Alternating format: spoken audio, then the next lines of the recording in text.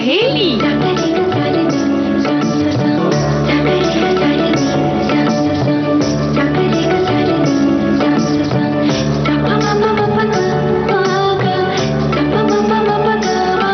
सखी सहेली।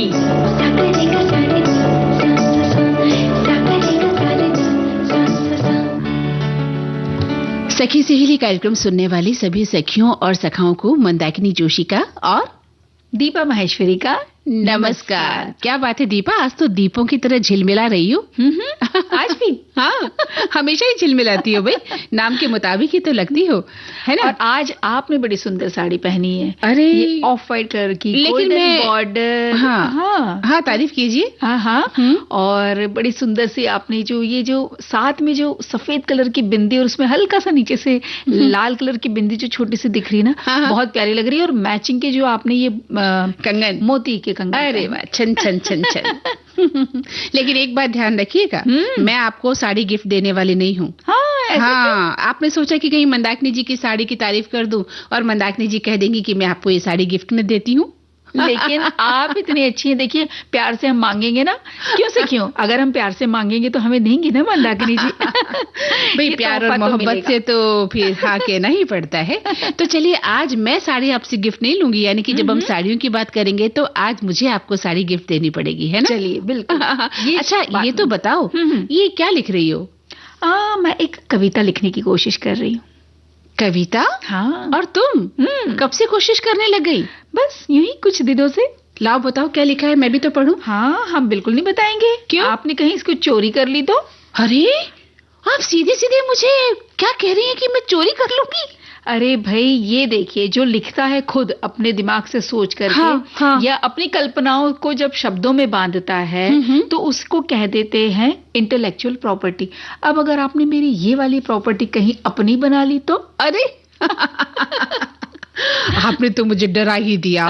भला मैं ऐसे तो चोरी नहीं करती हूँ भाई, पर नहीं, अगर आपकी कविता अच्छी होगी तो मैं उसे सराहूंगी जरूर दीपा, लेकिन मैं चोरी नहीं करूंगी। मैं किसी भी चीज की चोरी नहीं कर सकती, किसी की नकल नहीं कर सकती। कई बार क्या होता है कि हम चोरी करने में बड़े माहिर होते हैं। किसी की आवाज की नकल हम चोरी कर लेते हैं, वैसा का वैसा बोलने का प्रयास करते हैं। कई बार तो ये होता है कि हम स्वेटर की डिजाइन डालते हैं और हमारी पड़ोसन हमारी बुनाई की चोरी कर लेती है कि सेम वही डिजाइन वो डाल देती है। हाँ बिल्कुल, है ना। और कुछ घर में खास तरह के व्यंजन बनता है, फिर देखिए कहीं देखने को मिलता है किसी और के घर में, जहाँ हम भोज के लिए जाते हैं तो पता चलता है हमारी ये रेसिपी है और अपना नाम लगाया जा रहा है।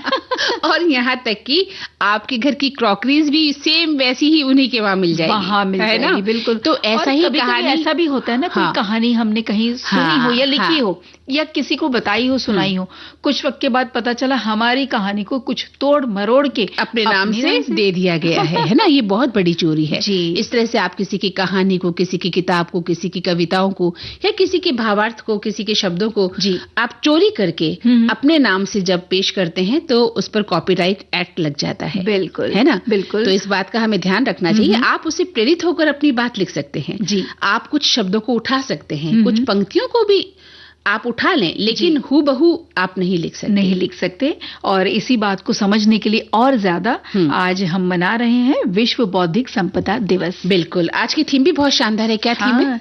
संगीत और आईपी। आईपी यानी इंटेलेक्चुअल प्रॉपर्टी का ये फुल फॉर्म है आईपी का, और यही आज इस वर्ष की थीम भी रखी गई है। हाँ। इसके अलावा हम चलेंगे, देखिए एक और जो जिस पर कि हमें बहुत ज्यादा जोर देने की, ध्यान रखने की जरूरत है, वो है मलेरिया। तो ये बीमारी कैसे, कहने को लगता है कि मलेरिया है तो है 2-3-4 दिन में ठीक हो जाएगा, नहीं, ऐसा नहीं है। ये खतरनाक भी हो सकती है और इसको, इसकी जो जरूरत है जानने की, इसके बारे में और अधिक जानकारी हम लेंगे विश्व मलेरिया दिवस के बारे में। क्यों हम मना रहे हैं, इसका महत्व क्या है, इसका उद्देश्य क्या है। हाँ, और सबसे बड़ी बात है कि जब साड़ियों की दुनिया में चलेंगे तो मैं आज आपको कसावू साड़ी गिफ्ट में दूंगी। गिफ्ट में, जो कि आपने खुद ने पहन रखी है। तभी तो आते ही आपने मेरी साड़ी की तारीफ कर दी। कहीं मन में ऐसा था कि गिफ्ट मिल जाए। तो और जी, और साथ में सखी विशेष में आज लक्ष्मी विश्वनाथन, ये भरतनाट्यम नृत्यांगना, इनके बारे में हम बातचीत करेंगे। तो पहले गीत सुन लिया जाए। जी।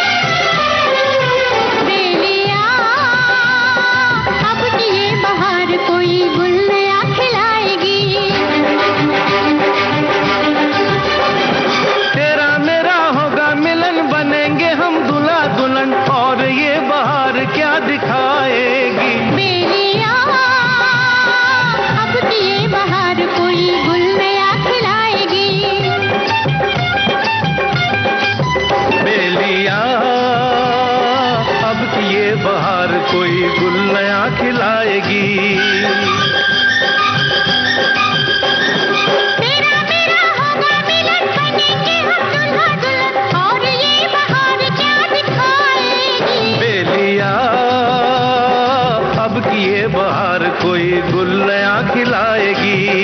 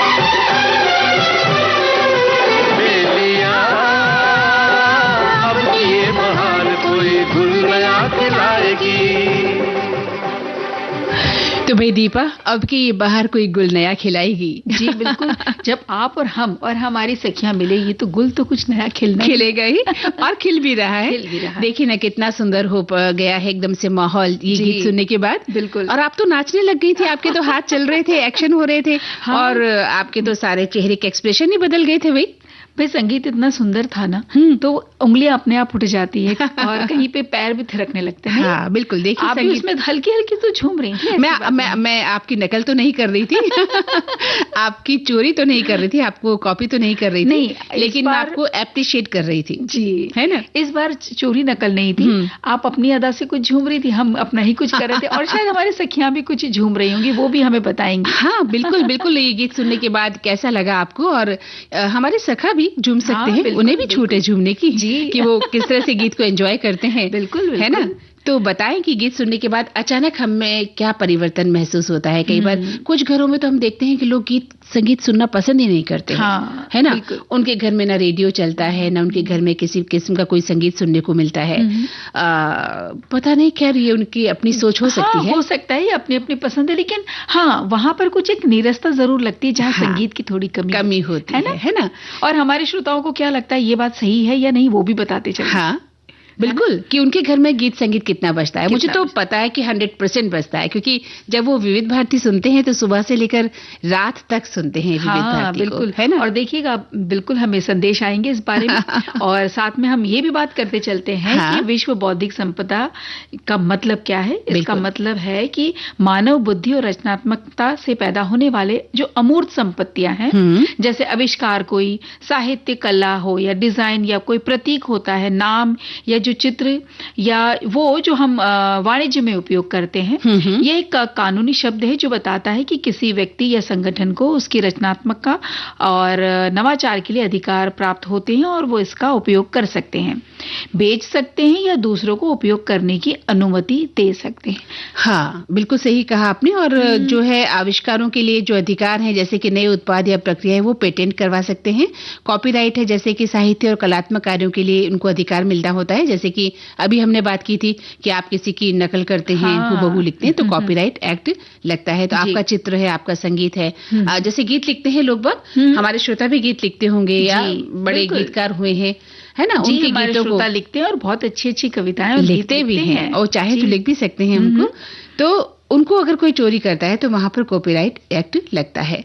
और इसके अलावा ब्रांड और लोगों के लिए अधिकार है, जैसे ट्रेडमार्क का, जैसे कि कंपनी के नाम और प्रतीक, और डिजाइन में वस्तुओं के स्वरूप के लिए अधिकार है, जैसे कि फर्नीचर की बात करें या फिर कपड़ों की बात करें। बिल्कुल बिल्कुल।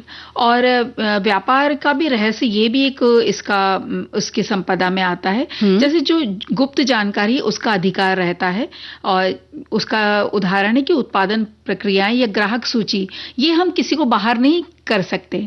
आप अगर कोई व्यापार कर रहे हैं, कोई आपसे मांगे कि आपके पास जो डेटा है वो हमें सब दे दीजिए, तो उसको ट्रांसफर नहीं किया जा सकता है। और बौद्धिक संपदा अधिकारों की रक्षा जो है नवाचार और रचनात्मकता को प्रोत्साहित करती है, क्योंकि ये सुनिश्चित करती है कि आविष्कारकों, लेखकों, कलाकारों, रचनाकारों को उनकी रचनाओं के लिए मान्यता और लाभ प्राप्त होता है।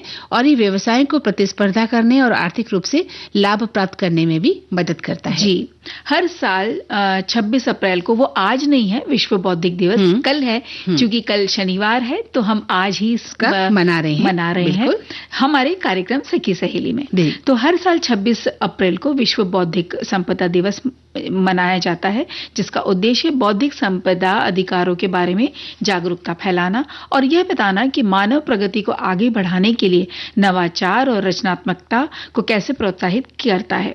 विश्व बौद्धिक संपदा कार्यक्रम यानी WIPO, ये संगठन ने 2000 में इस दिन की स्थापना की थी। और दीपा, ये दिन लोगों को रचनाकारों के अधिकारों और कॉपीराइट के साथ साथ सार्वजनिक हित की रक्षा के लिए IP संरक्षण की आवश्यकता के बारे में शिक्षित करने का भी अवसर देता है। जी, अब जैसे हम जो जिससे जुड़े हैं संगीत से या फिल्मों से, तो फिल्म, मनोरंजन और तकनीक से लेकर फैशन, वीडियो गेम, उपभोक्ताओं की जो वस्तुएं हैं, वहां तक IP अधिकार संगीत के साथ साथ क्रॉस इंडस्ट्री कनेक्शन को सशक्त बनाते हैं, जिससे आर्थिक विकास को बढ़ावा मिले और इन क्षेत्रों में रचनात्मक तालमेल और नवाचार सक्षम हो सके, बन सके। हाँ, और कार्यक्रम के शुरू में हम बात कर रहे थे कि इस बार विश्व बौद्धिक संपदा दिवस की थीम क्या है। तो थीम ये है कि कैसे रचनात्मकता और नवाचार आईपी अधिकारों द्वारा समर्थित है ना? एक संपन्न संगीत दृश्य को जो हर जगह किसी को लाभान्वित करता है। तो आप किस तरह से एक रचनात्मकता और नवाचार को करते हैं, इस वर्ष इस थीम पर प्रकाश डाला जाएगा। बिल्कुल। तो ये जैसे अभी आपने ये बात करी ना कि नए विचार लाने के लिए जो ये आईपी है, ये सशक्त बनाती है गीतकारों को, संगीतकारों को, कलाकारों और उन सभी लोगों को जो इन सब क्षेत्र में काम करते हैं, उनके काम की रक्षा के लिए, और उस संगीत को आकार देते हैं जो हमें आगे बढ़ाता है। इसलिए इस साल का थीम भी जैसे हमने शुरुआत में बोला, संगीत और आईपी यानी रचनात्मकता का जश्न मनाना। बिल्कुल, यानी कि रचनात्मकता को प्रोत्साहित करना है और रचनात्मकता को आगे बढ़ाना है।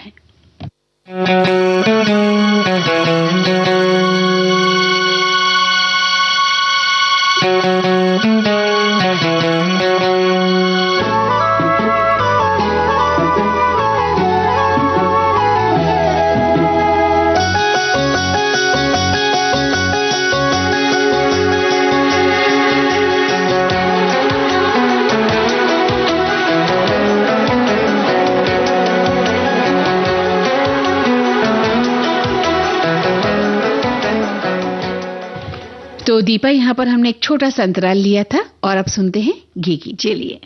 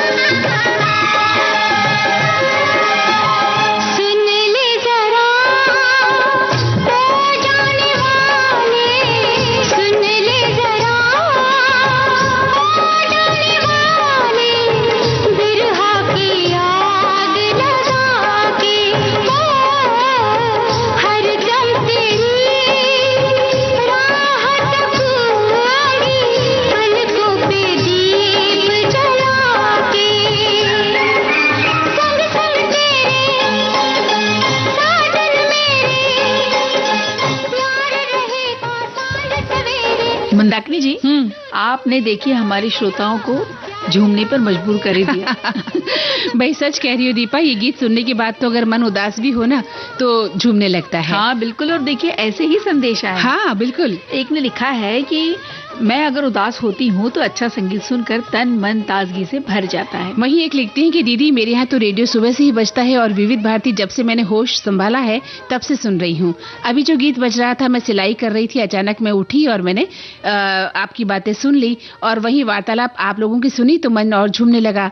ऐसे ही कमेंट रेडियो विविध भारती में जो सुनने को मिलते हैं, जीवन कहो या मन उत्साह से भर जाता है, उदासी छट जाती है और विविध भारती ने मुझे पूरे दिन एनर्जी दी है। क्या बात है।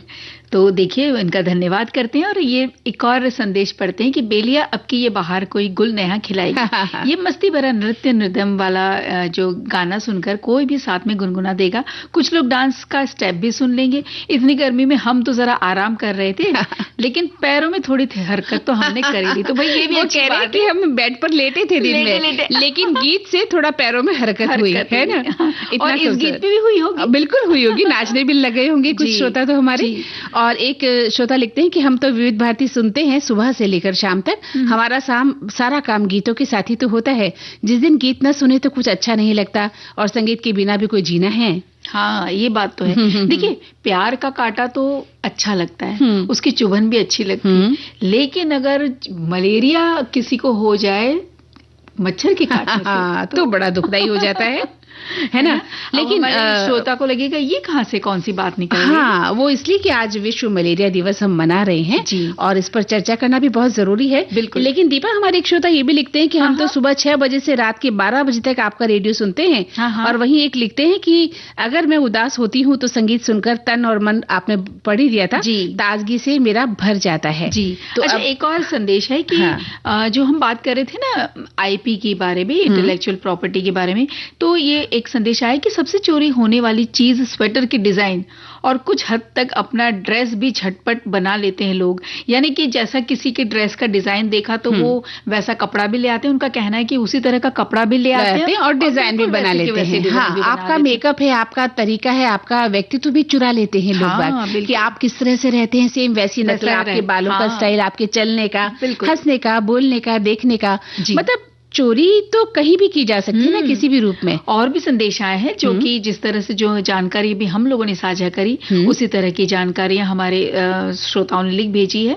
और एक ही कह रहा है कि कहते हैं ये वाला संदेश कि वे अधिकारी हैं ये इंटेलेक्चुअल प्रॉपर्टी का जो रचनाकारों को उनके रचनात्मक कार्य और उनके आविष्कार पर नियंत्रण और सुरक्षा प्रदान करते हैं। और ये महत्वपूर्ण है क्योंकि ये रचनाकार और आविष्कार को उनके काम में लाभ उठाने में मदद करता है। बिल्कुल सही कहा। कोई भी चोरी कर ले आपके आविष्कार की, आपके लेखन की, आपके शब्दों की, आपकी पोइट्री की, तो वो गलत है ना। तो उसी के लिए आपके लिए एक्ट्स बनाए गए हैं, कानून बनाए गए हैं जिसके तहत आप ये कर सकते हैं कि कोई भी आपकी चीजों को, मौलिकता को चोरी नहीं कर सकता है ना।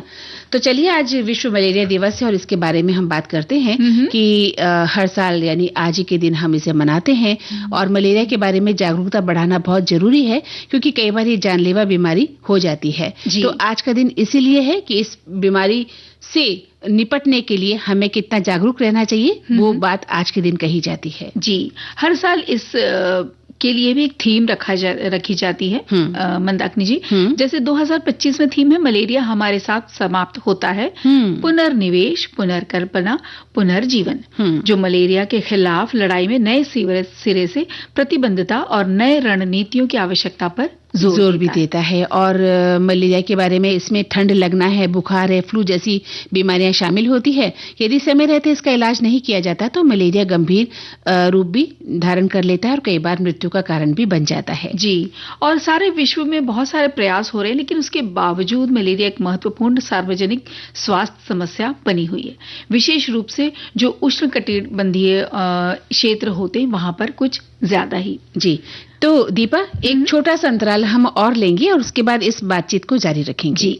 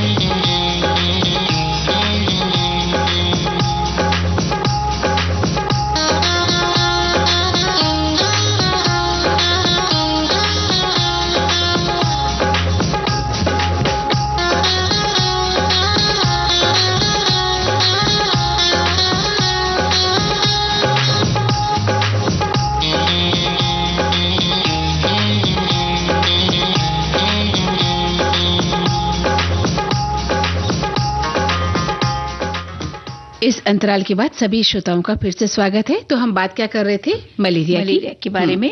और जो हम बात कर रहे थे कि ये कहाँ किस तरह से समस्या बनी हुई है, और जो हमारा WHO संगठन है यानी विश्व स्वास्थ्य संगठन, वो कहते हैं कि मलेरिया दुनिया भर में लाखों लोगों को प्रभावित कर रहा है। अनुमान है कि 2022 में इसके 2 मिलियन से ज्यादा मामले सामने आए थे और मलेरिया के कारण 6 लाख से भी ज्यादा मृत्यु हुई। यानी कि हम मलेरिया को कितने हल्के में ले लेते हैं कि हमें मलेरिया हो गया है, लेकिन उसका असर कितना खतरनाक हो सकता है ना। तो श्रोताओं, हमें थोड़ा सचेत होना चाहिए, डरना नहीं है लेकिन सतर्क होना बहुत जरूरी है। ये मलेरिया प्लाज्मोडियम परजीवियों के कारण होने वाली एक गंभीर और कभी-कभी घातक बीमारी हो जाती है, जो संक्रमित मादा एनोफिलीज मच्छरों के काटने से हमारे अंदर फैलती है। और एक बीमारी एक बड़ा आर्थिक बोझ भी पैदा कर देती है, जाहिर है। और कई देशों को हर साल स्वास्थ्य देखभाल के खर्च में और उत्पादकता हानि में अरबों डॉलर का नुकसान भी उठाना पड़ता है। बिल्कुल, हमारे देश में मलेरिया हमेशा से एक बड़ी स्वास्थ्य चिंता रही है। हालांकि हाल के ही वर्षों में इस दिशा में महत्वपूर्ण प्रगति हुई है। जैसे 2015 से 2023 की तक के बीच की अगर हम बात करें तो जो मलेरिया के मामले और उसकी वजह से जो मृत्यु है, उसकी जो दर है 80% से कम आई है। लेकिन फिर भी मंदाकिनी जी, चुनौतियां अभी भी बाकी हैं। हमें पूरी तरह से निजात नहीं मिली है। और देश के कुछ क्षेत्र हैं, जैसे विशेष रूप से आदिवासी शहरों की बात करें, जगहों की, पहाड़ी है, दुर्गम क्षेत्र है, वहां मलेरिया के मामले थोड़ा अधिक आ जाते हैं, जहां 80% मामले मलेरिया के हैं, जबकि यहाँ की आबादी केवल 20% होती है। जी, विश्व मलेरिया दिवस के उद्देश्य भी कई हैं, जैसे जागरूकता बढ़ाना, यानी कि जनता को मलेरिया के खतरों और उसके निवारण के बारे में शिक्षित होना बहुत जरूरी है। और अनुसंधान और नवाचार को बढ़ावा देना। ये दिन प्रभावी उपचार, टीके की बात करें, वेक्टर नियंत्रण विधियों में भी लगातार अनुसंधान जो हो रहा है, उनकी आवश्यकताओं पर आज के दिन खासतौर से प्रकाश डाला जाता है। जी, साझेदारी को बढ़ावा देना, यानी सरकार और अंतर्राष्ट्रीय संगठन, निजी क्षेत्र या समुदायों को जब ये सारे एक साथ होंगे ना, तभी इस दिन का उद्देश्य हम पूरा कर पाएंगे। बिल्कुल, और समस्त संगठनों की नहीं, हमें भी अपनी सुरक्षा करने की बहुत आवश्यकता है, दीपा। और ITN के कहते हैं कि जो मच्छरों को काटने का खतरा जो है वो काफी कम हो जाता है। जी, ITN यानी कि वो जो मच्छरदानी है, उसको हम इंग्लिश में ITN कहते हैं। और उसके नीचे सोए जहां तक हो, मच्छरदानी का इस्तेमाल हमें करते रहना चाहिए। जी। और घरों की जो दीवारें हैं, वहां पर कीटनाशकों का छिड़काव सरकार के द्वारा भी किया जाता है, और कई बार आप खुद से भी कर सकते हैं। घर के अंदर आने वाले मच्छरों को भगाने में मदद मिलती है। जी, जहां मच्छरों का प्रजनन होता है, जैसे कि ठहरा हुआ पानी या खड़ा हुआ पानी, यहीं कहीं पे पानी अगर रुका हुआ है, तो वहां पे मच्छरों की आबादी बहुत जल्दी बढ़ जाती है। तो ऐसी जगह पर आप बहुत ज्यादा ध्यान रखें कि वो टाइम पर सूखा होना चाहिए। जैसे अब टंकी है, अब जिस शहरों में या हमारी जो भी श्रोता है जहां पर 2 दिन में एक बार पानी आता है, तो वो क्या करें? तो भाई बीच बीच में बहुत जरूरी है, आपकी जो टंकी है या कोठियां हैं जिसमें आप पानी भर के रखते हैं 2 दिन के लिए, उसको साफ भी करें। और कुछ घंटों के लिए उसको धूप दें, सूखा रख दें, ताकि उसमें कीटाणु नहीं उपलब्ध फैले। और इसके अलावा जो घर के बाहर गड्ढे हो जाते हैं, और हम बात करें पूरे देश की, तो घर के बाहर लोगों के गड्ढे हो जाते हैं, नालियां हैं, वहां पर पानी इकट्ठा हो जाता है, तो मच्छरों का संक्रमण ज्यादा होता है। या कूलर है जहां पानी हम बचा के छोड़ देते हैं, तो उसके अंदर भी खूब सारे मच्छरों का संक्रमण हो जाता है। तो इसको बिना देर किए आपको इसका इलाज करना है। जी, और इसी तरह पहचान और मलेरिया रोधी दवाइयों के साथ उचित उपचार से गंभीर बीमारी और मृत्यु को रोका जा सकता है। बिल्कुल, आपको ध्यान रखना है कि अगर बुखार आ रहा है, ठंड लग रही है, पसीना आ रहा है, तुरंत डॉक्टर से संपर्क करें। ये ना हो कि आपकी घिसी पीटी कोई दवा जो हम रोज खा लेते हैं किसी भी बुखार में, वो खाकर हम सोचे कि हम ठीक हो गए हैं, और उसका फिर आगे दुष्परिणाम आ जाते हैं। जी।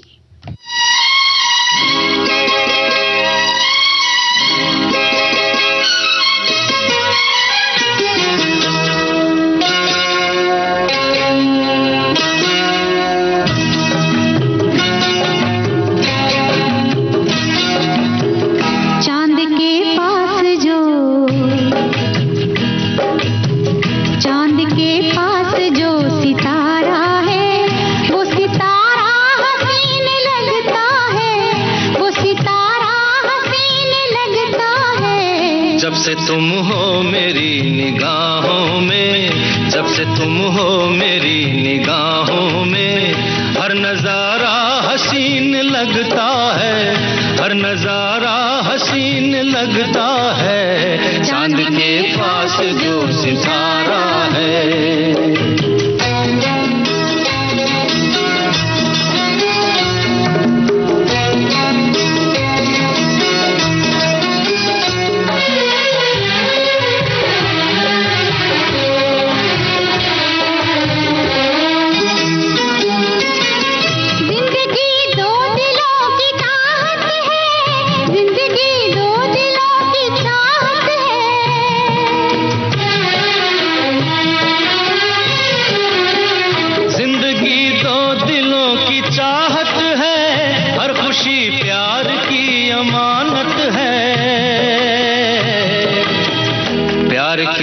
पास जो, प्यार के पास जो सहारा है, वो सहारा हसीन लगता है, वो सहारा हसीन लगता है। चांद के पास जो सितारा है।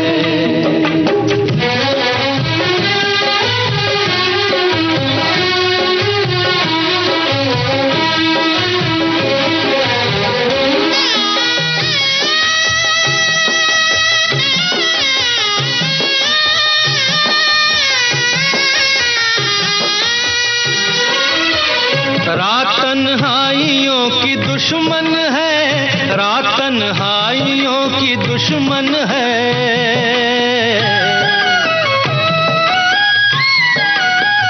रात तन्हाइयों की दुश्मन है, हर सफर हम सफर से रोशन है। मौज के पास जो, मौज के पास जो किनारा है, वो किनारा हसीन लगता है, वो किनारा हसीन लगता है। चांद के पास जो सितारा है।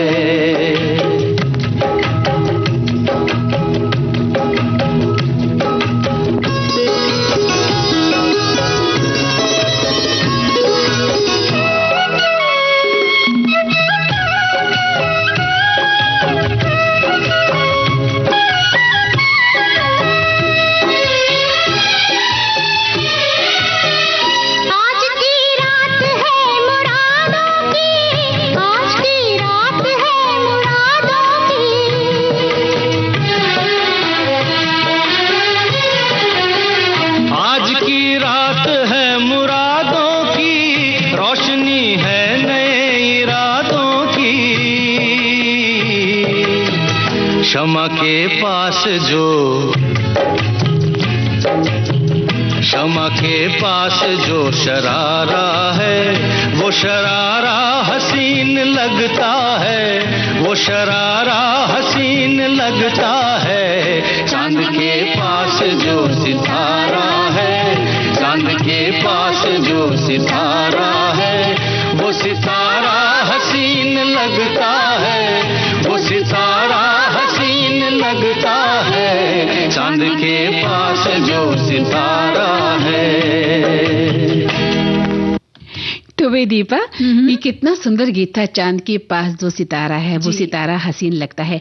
आपने देखा होगा कई बार आकाश में चांद के पास आता है ये तारा और बहुत सुंदर दृश्य बन पड़ता है। और चांद को देख करके अगर थोड़ा सा और हम सोचे ना कल्पना में, तो जो आपने ये पहन रखी है साड़ी कसावू, है ना, बिल्कुल ऑफ वाइट चांद की तरह, और जो आपकी जो साड़ी का बॉर्डर है, ये जब आप हल्की से हिलती है और जब आप हंस के पीछे से होती है ना, तो चांद की तरह चमकता है, चमक रहा है वो जो पास में जो सितारा। अरे वाह, यानी आज आप साड़ी लेकर ही रहेंगी मुझसे। हाँ बिल्कुल, आप कहीं और तारीफ कर देंगे, हम तो साड़ी लेकर ही रहेंगे। क्यों श्रोताओं? हाँ, लेकिन मैं श्रोताओं से एक प्रश्न करना चाहती हूँ कि चांद के पास ये तारा आपने भी चमकता हुआ देखा होगा। हाँ। तो ये बताइए कि चांद के पास जो ये चमकीला तारा चमकता है, वो कौन सा तारा है ना? ये बताइए, इसके बारे में हमें श्रोता बताएं कि चांद के पास चमकने वाला ये तारा कौन सा है। आपने क्या इसे देखा है?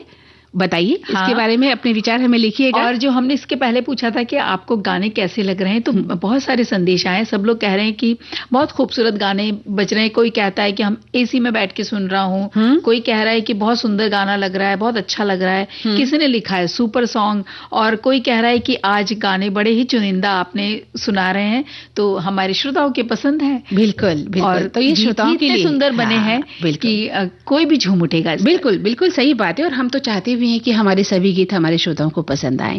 तो चलिए, अब आपने साड़ी मेरी पसंद कर ली है, झटपट साड़ी के बारे में बात कर ली जाए। हाँ बिल्कुल। तो आज हम साड़ियों की दुनिया में कसाबू साड़ी के बारे में बात करेंगे श्रोताओं। गोल्डन बॉर्डर वाली होती है, जैसा कि मैंने पहन रखी है, ऑफ व्हाइट कलर की है। ये सिंपल सी कॉटन साड़ी है जिस पर दीपा की पूरी नजर है आज। लेके रहेंगे, क्यों है ना से, क्यों लेके रहेंगे आज और साड़ी। जिन्हें केरल की कसाबू साड़ियों के नाम से हम जानते हैं, तो ये बहुत ग्रेसफुल लगती है, जैसे कि मैं लग रही हूँ इस समय। बिल्कुल यही तो बात है ना कि कसाबू साड़ी में जो शान, सादगी और परंपरा का प्रतीक है, और बिल्कुल वैसी ही हमारी मंदाकिनी जी लग रही है। ये साड़ियां अपनी गोल्ड और तांबे की जरी के बॉर्डर की वजह से बहुत मशहूर हैं। बिल्कुल। और केरल में दीपा कुछ पारंपरिक पूजा और शादी विवाह पे इन साड़ियों को पहना जाता है। इनके बिना वो प्रोग्राम होते ही नहीं है, क्योंकि विष्णु पूजा और ओणम जैसे कुछ ऐसे खास मौके होते हैं जहां इन साड़ियों को जरूर पहना जाता है। जी, कसाबू साड़ी केरल के विशेष उत्सवों में पहनी जाने वाली एक पारंपरिक पोशाक है। इसकी बॉर्डर पर लगी जरी और रियल गोल्ड थ्रेड सबसे अलग इसे बनाते हैं, और साड़ी का बेदाग सफेद रंग सादगी और शांति के विचारों को दर्शाता है।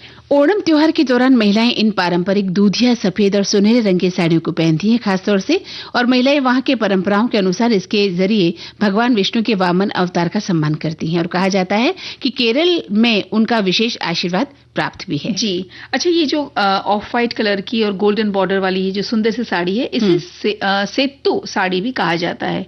रॉयल कसाबू साड़ी में इन गोल्डन बॉर्डर को रियल गोल्ड के थ्रेड से तैयार किया जाता है। यही गोल्डन बॉर्डर इस साड़ी को एक अपने आप में अलग, यूनिक और महंगी भी बनाती है। अच्छा, जब रियल का गोल्ड का जो तो वो बॉर्डर महंगा बन हो जाता है जाता तो है। बहुत महंगा हो जाता है। और इस साड़ी के अगर वैसे देखा जाए तो रेंज 5,000 से शुरू होकर 5 से 6 लाख रुपए तक भी जाती हो है। सकती है। अच्छा, इससे कम के भी होते हैं। हाँ, बिल्कुल। हमें दिल को छोटा नहीं करना है। जैसे मैंने ये साड़ी खरीदी थोड़ा कम में खरीदी थी, क्योंकि उसमें फिर कॉटन थ्रेड की क्वालिटी थोड़ी सी कम हो सकती है, और जरी की क्वालिटी भी कुछ फर्क हो जाती है। तो हमारे पास जितना चादर है उतना ही पैर फैलाना चाहिए, कहते हैं जी। तो उसी के हिसाब से आप अपनी इच्छा पूरी कर सकती हैं, जैसे कि मैंने भी की।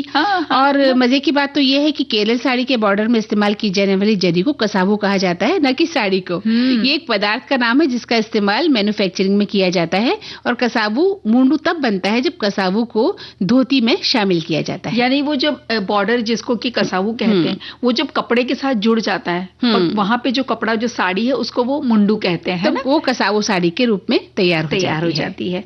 और साड़ी का बॉर्डर सूरज की किरणों को दर्शाता है। साड़ी का सफेद रंग केरल की प्राकृतिक सुंदरता को दर्शाता है। पहले कसाबू धागे शुद्ध सोने से बने होते थे और सुंदरता, सफलता और भाग्य का प्रतीक थे। लेकिन अब जब सोना दुर्लभ और अधिक महंगा हो गया है, तो बनकर उन्हें सोने और कॉपर कोटेड चांदी के धागों को जोड़ना शुरू कर दिया, जिससे साड़ियों को एक खास सुनहरी छटा मिल जाती है और अधिक लागत में प्रभावी भी हो जाती है। यानी कि हम इकोनॉमिकल हो जाती है, तो हम सभी खरीद सकते हैं। और एक साधारण बॉर्डर वाली बेसिक कसाबू साड़ी को बनाने में लगभग 3 से 5 दिन लगते हैं। वहीं अगर भारी काम वाली होती है तो उसको बनाने में अधिक समय लग जाता है। साड़ियों की कीमत निर्माण में लगने वाले समय के साथ साथ जरी या कसाबू में होने वाले सोने की मात्रा से निर्धारित होती है। यानी ज्यादा महंगी साड़ी है तो वो भारी होगी, उसका बॉर्डर भारी होगा, जिसमें सोने की मात्रा भी ज्यादा होती है। अच्छा सखियों, बहुत अच्छा लगता है ना ये देख करके साड़ियों के प्रति आज न सिर्फ महिलाएं बल्कि युवा वर्ग भी बहुत आकर्षित हो रहा है। घर की बेटियां जब ऐसी पारंपरिक साड़ियां पहनती है तो बेहद खूबसूरत लगती हैं, और आज मंदाकिनी जी बेहद खूबसूरत लग रही हैं। जैसे मैं कहने भी वाली थी कि जैसे कि मैं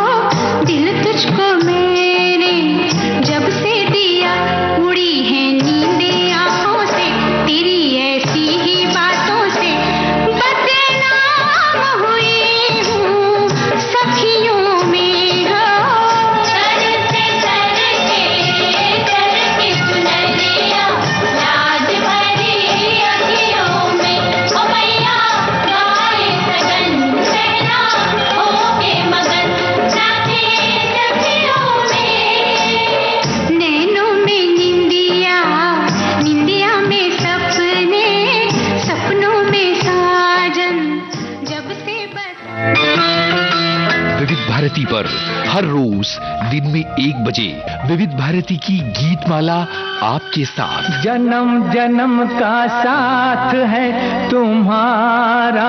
इस कार्यक्रम में हर पायदान पर होगी आपकी भागीदारी। हम और तुम, तो हम और आप पिरोएंगे गीतों की इस माला के मोती साथ साथ। हम साथ हैं। जुड़े रहिए हमारे साथ विविध भारती के फेसबुक पेज पर। विविध भारती की गीत माला हर रोज दिन में 1 बजे। विविध भारती, आपका जीवन संगीत। हाँ जी। मंदाकिनी जी, जवाब आ गए हैं। जो सवाल आपने पूछा था, चांद के पास कौन सा सितारा है? हाँ हाँ, क्या कहा हमारे श्रोताओं ने? एक आया है शुक्र तारा, एक जवाब आया है वीनस, और एक ने लिखा है चांद के पास जो सितारा चमकता है उस तारे का नाम अरुंधति है, और एक ने लिखा कुछ अलग ही लिख दिया कि शरारा एक फिल्म थी, इसमें हेमा जी और राजकुमार जी थे। भैया, हमने आपसे तो ये जानना चाहा था, क्या आपने इस खूबसूरत दृश्य को आकाश में देखा है? क्योंकि जब किसी गीतकार ने लिखा होगा तब उसने भी तो देखा होगा ना। कभी शाम की तन्हाई में, रात की तन्हाई में आकाश को निहारा होगा, और चांद के पास सितारा देखकर ये गीत उभरा होगा कि चांद के पास जो सितारा है वो सितारा हसीन लगता है, है ना? तो वो हमने आपसे जानना चाहा था कि आपने सितारे को देखा है क्या? तो अगर आपने देखा है तो हम बताना चाहेंगे कि चांद के पास जो ये चमकीला तारा होता है वो वास्तव में दीपा शुक्र ग्रह होता है जी। हाँ, ये चमकीला तारा नहीं होता, एक ग्रह है, शुक्र ग्रह, कोई तारा नहीं है ये जी। और रात के आकाश में सबसे चमकीला ग्रह होता है, और ये अक्सर सूर्यास्त के बाद या सुबह सुबह अर्ली मॉर्निंग भी आप देखोगे ना, तो ये चांद के पास ही लटका हुआ मिलता है, बड़े खूबसूरत अंदाज में, है ना? बिल्कुल। तो ये जो शुक्र ग्रह है ये हमारे सौरमंडल का एक दूसरा ग्रह है, और इसे हम सुबह का तारा या शाम का तारा भी कहते हैं, क्योंकि सुबह और शाम हमको आकाश में चमकता हुआ दिखाई देता है। तो शुक्र ग्रह अपनी कक्षा के कारण चंद्रमा के पास दिखाई देता है, और दोनों को रात में आकाश में करीब करीब देखना कोई नई बात नहीं है, असामान्य बात नहीं है, अक्सर ये हम इसे देख सकते हैं, इसलिए ये गीत की रचना भी हुई होगी, हम समझते हैं। हाँ, और गीतों के जो रचना जो हमारे सभी सखियों को और हमारे श्रोताओं को पसंद आ रही है, क्योंकि बहुत सारे संदेश आज वैसे भी आ रहे हैं। तो जिस तरह से हम लोग यहाँ पर स्टूडियो में बैठकर इसको इतना आनंदित हो रहे हैं हम, उसी तरह से हमारे साथी जो सुन रहे हैं वो भी बहुत मस्ती ले रहे हैं, है ना? बिल्कुल जी। तो जब बात चल रही थी कि किसी भी चीज को देखकर देखिए कोई रचना होती है तो कलाकार का जन्म होता है जी, और ऐसे ही कलाकार पैदा होते हैं नृत्य के रूप में अलग अलग विधाओं में। तो हम नृत्यांगना आज लक्ष्मी विश्वनाथन की बात करेंगे, जो कि भरतनाट्यम की कलाकार हैं। 12 जनवरी 1944 को उनका बंगलुरु में अलामेलू और के विश्वनाथ के घर इनका जन्म हुआ। नाम रखा गया लक्ष्मी। परिवार में शास्त्रीय संगीत के प्रति रुझान था, और विशेष रूप से तंजावुर परंपरा के लिए यह परिवार जाना जाता था। तो मंदाकिनी जी, स्वाभाविक ही था कि लक्ष्मी पर भी इसका प्रभाव गहरा पड़ता। बिल्कुल, और बचपन से ही प्रभाव पड़ता है दीपा। जिस घर में जैसा प्रभाव, बच्चों के सामने जो माहौल आता है, बच्चे वैसा ही सीखते हैं जी। चूंकि इनके घर में ऐसा माहौल था तो बचपन से ही नृत्य के लिए वो भी आकर्षित हुई, और नृत्य का प्रशिक्षण गुरु कौशल्या के साथ उन्होंने आरंभ किया। फिर गुरु कांचीपुरम एलप्पा से भी प्रशिक्षण लिया। बाद में गुरु कौटालय गणेश पिल्लई और सकरी कृष्णन से भी उन्होंने ये भरतनाट्यम सीखा जी। और लक्ष्मी विश्वनाथन ने अपनी माँ से संगीत की शिक्षा ली, और इसी को विस्तार देने के लिए आचार्य टी मुक्ता से भी शिक्षा ली। आपके नृत्य का अरंगेट्रम, यानी कि जो पहला प्रदर्शन जिसको कहते हैं, 1952 में हुआ था, जिसकी अध्यक्षता मद्रास संगीत अकादमी के संस्थापक सचिव ई कृष्ण अय्यर ने की थी। और अपने गहरे शोध और नृत्य के लिए अनूठी दृष्टिकोण के लिए लक्ष्मी विश्वनाथन जहां भी जाती है वहां प्रसिद्धि पाती हैं। उन्होंने कई राष्ट्रीय और अंतर्राष्ट्रीय स्तर के नृत्य प्रदर्शन किए हैं, और उनके नृत्य प्रदर्शन पहले पारंपरिक तरीके से शुरू हुए, फिर किसी विषय को लेकर एकल प्रस्तुति हुई, सामूहिक प्रस्तुति हुई, और फिर नृत्य थिएटर प्रस्तुति की ओर उनकी यात्रा बहुत ही रचनात्मक रही जी। नृत्य में अभिनय पर उन्होंने अपना ध्यान केंद्रित करना चुना। इससे उनकी प्रस्तुति को एक विशेष प्रकार की रंगत मिली। लोग उनके कार्यक्रमों में भाग लेने और देखने के लिए आतुर रहते थे। और नृत्य के साथ वे शिक्षा में भी आगे रही। ऐसा नहीं कि उन्होंने पढ़ाई छोड़ दी और खाली नृत्य में ध्यान रखा। अंग्रेजी साहित्य में स्नातक और स्वर्ण पदक विजेता थी वो, साथ ही लेखिका भी रही। तो कई समाचार पत्रों के लिए स्तंभ उन्होंने लिखे हैं जी, और उनकी बहुत सारी पुस्तकें भी हैं जी। जैसे पहली है मायलापुर का पवित्र स्थल कपालेश्वर मंदिर, जो 2006 में प्रकाशित हुआ। और दूसरा MS सुब्बुलक्ष्मी जी, जो उनको भजन गायिका है। भजन गायिका जी, और उनको श्रद्धांजलि स्वरूप एक लेख लिखा था, शीर्षक था कुजुम्मा, हाँ, ओड टू अ नाइटिंगेल। और वुमन ऑफ द प्राइड ये पुस्तक भी उन्होंने भरतनाट्यम पर लिखी है, जो नृत्य पर आधारित है। 2008 में ये पुस्तक आई थी जी। तो भरतनाट्यम नृत्य की सूक्ष्मता और खूबसूरती को उन्होंने फैलाया और कई जगह बहुत सारे सम्मान भी उन्होंने जीते। जी, जैसे 1984 में मद्रास संगीत अकादमी पुरस्कार, और 2018 में उन्हें मिला नृत्य कला निधि से सम्मानित किया गया था, ऐसा एक बड़ा जी, पुरस्कार। और 2023 में चेन्नई में आपने इस सुंदर संसार से हमेशा के लिए विदा ली।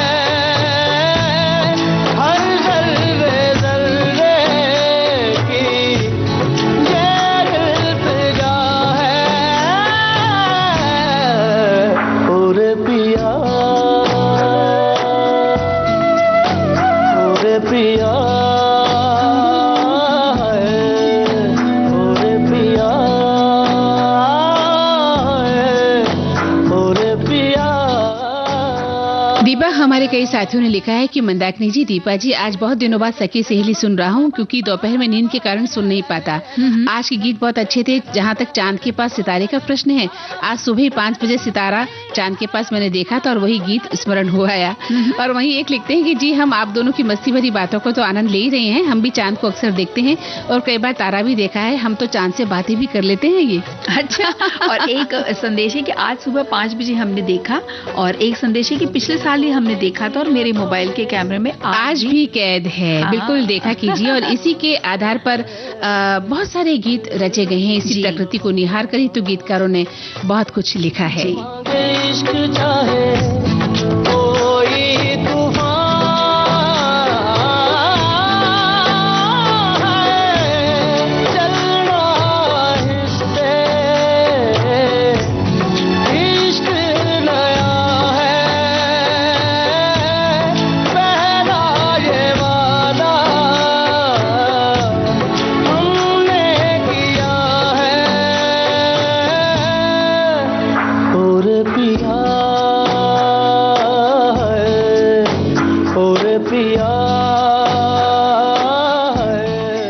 तो दीपा, अब तो इतनी सारी बातें हमने अपने श्रोताओं से, सखियों और सखाओं से कर ली है। अब जाने का वक्त हो गया है। हाँ, जाने का वक्त बिल्कुल हो गया, क्योंकि आपसे वो गिफ्ट भी तो लेनी है। हाँ, वो ले लो। मुझे पता है इस कार्यक्रम के बाद वो तुरंत मुझसे तुम वो गिफ्ट लेने वाली हो, है ना? मैं भी देने के लिए तैयार हूँ जी। तो चलिए, सखी सहेली कार्यक्रम से मंदाकिनी जोशी और दीपा माहेश्वरी का नमस्कार।